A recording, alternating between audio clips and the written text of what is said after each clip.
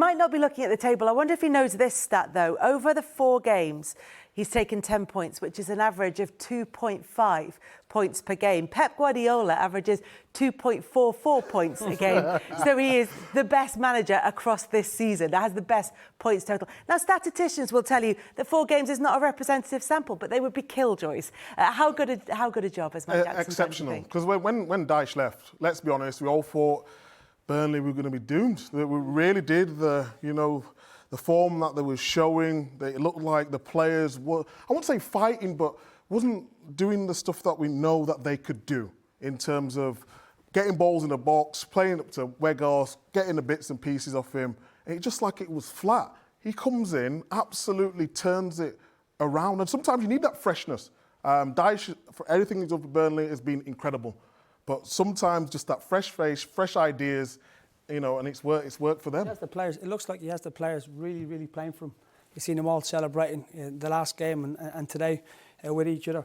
They've got a real togetherness and a real hunger, the Burnley team. I mean, I fear for the other teams below them because they have the momentum with them at the moment. One of those teams is Leeds United. And if we look at the fixtures that are left, we're going to do exactly what we've done with the top of the table. But Everton have got a lot of work to do. They do have those 2 games in hand, but they are inside the bottom 3. What do you think? Well, they have to win those 2 games. Obviously, tomorrow is going to be a huge game against Chelsea. Leicester is always a difficult game. And then you see that the last game of the season, against Arsenal, Brentford are in really flying form. So it's looking very, very difficult for Everton at the moment. I think Everton have got to look at that Watford away, Brentford, Palace. How many points can you get in that sort of point of the season? Just because, like you said, Chelsea's going to be difficult. Leicester, depending, how they're feeling, they've been a bit up and down this season. But that's the bit where you've got to say, from these games, we need X amount of points. And we know football doesn't work like that, but they're the ones you're looking at and say, we've got to get some points there. I think Burnley would be the happiest with their fixtures that they have. Of course, it's never a given.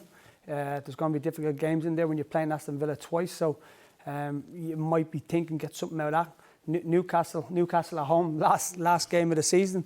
But you look even at Leeds' goal difference as well, and how much that could potentially play into it. And as much as we say about the teams at the top, you just don't know where they can drop points. Here, you're looking at teams going, they could drop points anywhere.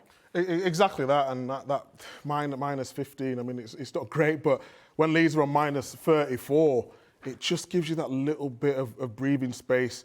If it does come to, if they were to lose all their games at the end of the rest of the season, they've got that in the bag.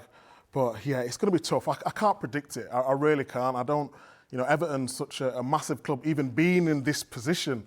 No one's too big to go down, and I need to put it right as soon as possible. We are going to keep asking you to predict, though. Even though you either can't or don't want to, it's fine. I think Burnley will stay up now. You can't predict it, but Burnley can stay up. No, but I think Burnley will stay up. With that form in the last run of games, momentum in football is so massive, and I just believe they'll do it.